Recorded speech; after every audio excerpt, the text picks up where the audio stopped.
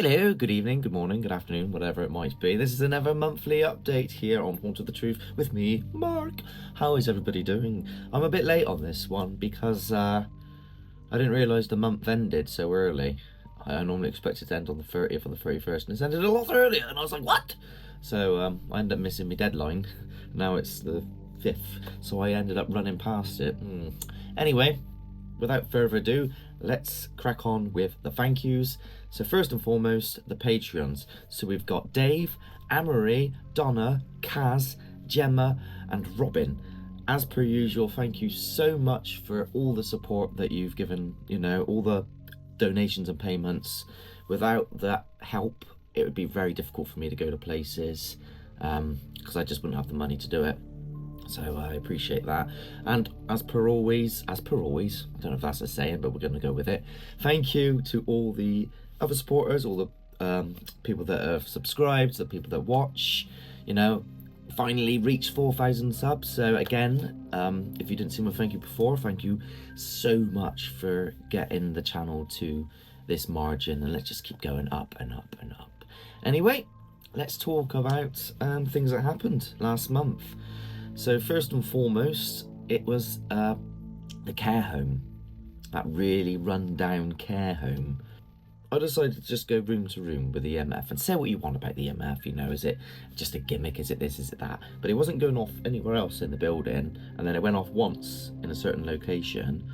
So I was like, well, this is all I've got to go by, let's stop here.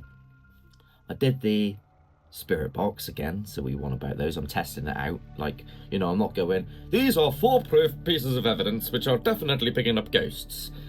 I'm just testing it out. That came back with something which I consider to be quite weird. You have to watch the episode to find out.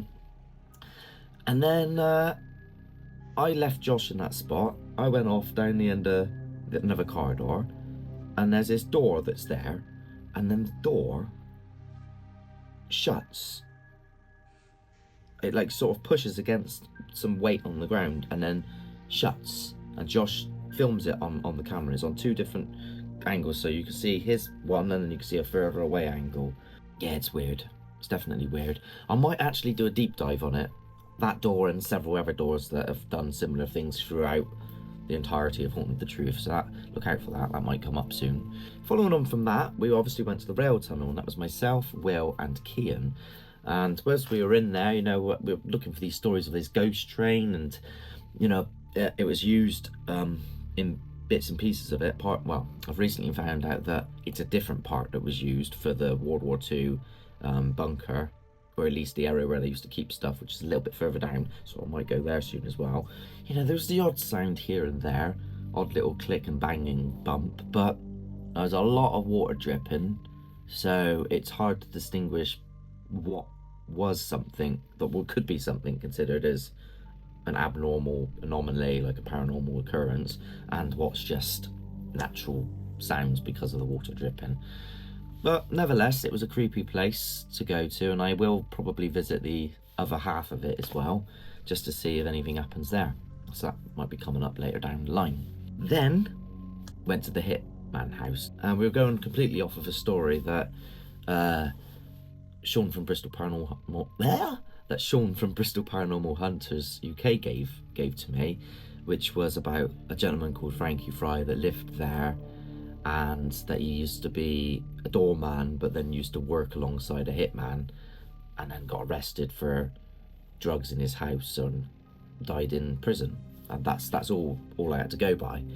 So went in the house, and there's definitely some weird noises. There was a couple of bangs and bumps, and again I used a spirit box and got a very interesting response on it, because I know a lot of people go, oh, it's just like pareidolia of the ears, but I did a test in this particular property to try and rule that out, and got an interesting response. So you need to check that one out if you haven't seen it yet. So what's due this month, I hear you ask? Well, Fiona's Tea Rooms.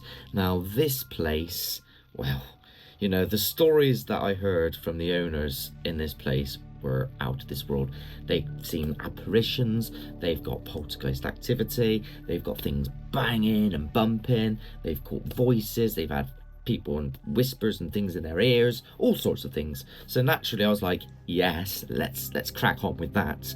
And you know, it's going to be a pretty big one. It's going to be myself, Will, Josh and Robin come as a guest as well on this one. So look out for that. It's coming very, very soon. Not this Sunday, but the Sunday after. But first and foremost, this Sunday coming, I may be going live, but I also was hoping I'd try and get a video done with Josh. Josh at the moment he's not very well. He's said something about hurting his pelvis or something like that. I don't know what he's done, but he's not well. So I'm hoping to try and maybe do a little over webcam thing with him, doing a review of Snuff Mills, the second ever episode, but it all depends on how he feels.